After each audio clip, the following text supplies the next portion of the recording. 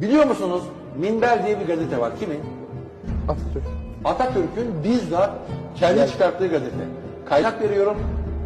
Net tarih de verebilirim. Bunu söyleyeceğim aklıma gelmediği için net tarihine bakmadım. Yazdığım kitapta vardı bu.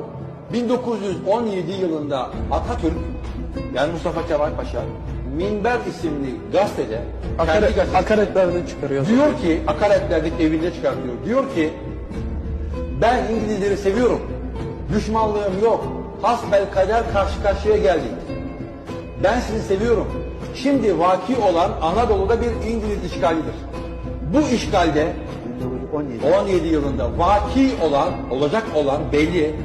Anadolu işgal edeceksiniz belli. Bu işgalde Anadolu'nun çeşitli bölgelerinde İngilizleri seven paşalara ihtiyacınız var. Onlardan biri benim. Vali olarak beni kullanabilirsiniz. O siyasi deneme 1917 hocam, bir yılında hamle Minber yani. gazetesinde.